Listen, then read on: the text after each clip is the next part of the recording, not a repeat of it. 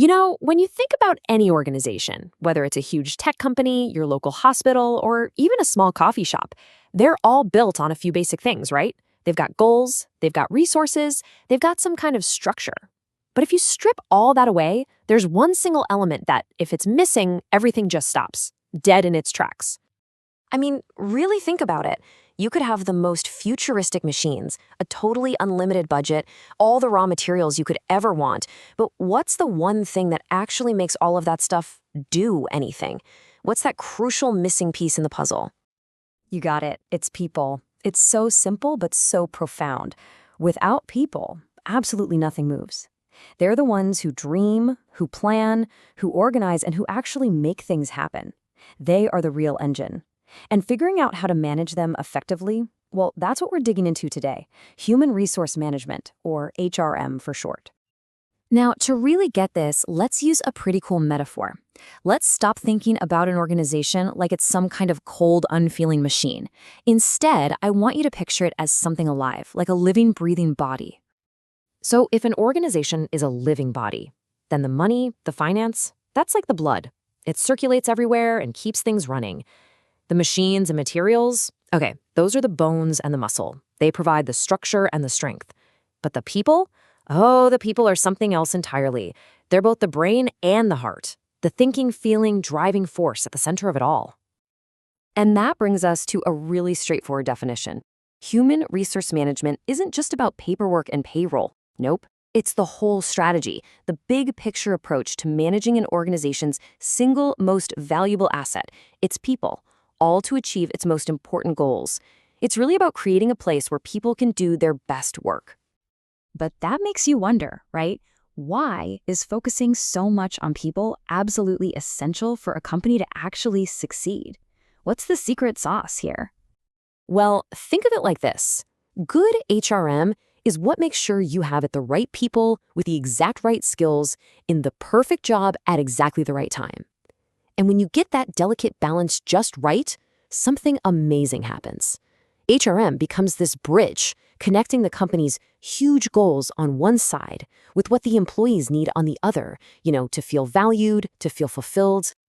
And this is so important. It's not a one-way street. The whole point is to find that sweet spot, that perfect balance where everybody wins. The organization smashes its targets, and at the same time, its employees feel genuinely appreciated and fulfilled by the work they do. So how do you actually find that balance? Well, it's not luck, it's a process. And it's laid out as this continuous three-part cycle. First, you have to attract the right people. Then you develop their skills.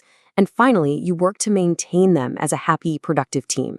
Attract, develop, maintain. All right, let's break that cycle down, starting with that very first super critical step, attraction. This is where it all begins. It's all about getting the right talent to walk through your door in the first place. And listen, this is way more than just throwing a job ad online. It's a really strategic process. It kicks off with planning, seriously asking, who do we actually need on our team? Then comes recruitment, casting a wide net to find those awesome potential candidates. And it all leads up to selection, that careful process of choosing the absolute best fit, not just for the job, but for the whole culture of the organization.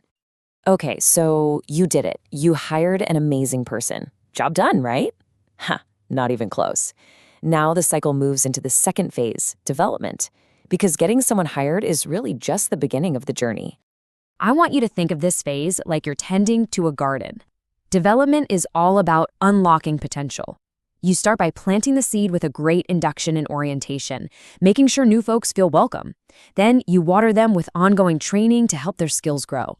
And you provide that support and sunlight through performance management, helping them reach their absolute full potential. And that brings us to the final, and you could argue the most challenging piece of this whole puzzle, maintenance. You've attracted and developed these amazing people. Now, how do you keep them? How do you maintain a motivated, high-performing team for the long haul? This right here is where an organization truly shows its character. Maintenance is about creating an environment where people actually want to stay. It means rewarding them fairly. It means showing them clear paths to grow their careers. It means protecting their health and safety and having fair systems in place for when things go wrong.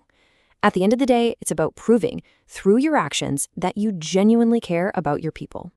So when you look at that entire cycle, attract, develop, maintain, it becomes crystal clear that human resource management is so much more than just some department down the hall. It's a core philosophy. It's a belief system that says people are the ultimate key to success. Period. And that philosophy, it really has two sides to it. On one hand, it's a science, right? It relies on structured processes, clear policies, and really careful planning.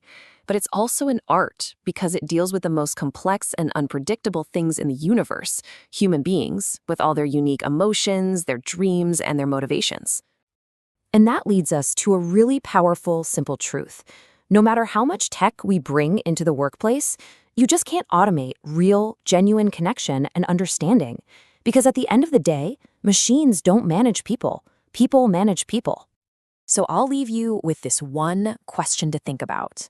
In your own workplace, on your own team, maybe even in your own role, how is your organization managing its most vital organs? How is it taking care of its heart and its brain? Thanks for joining me.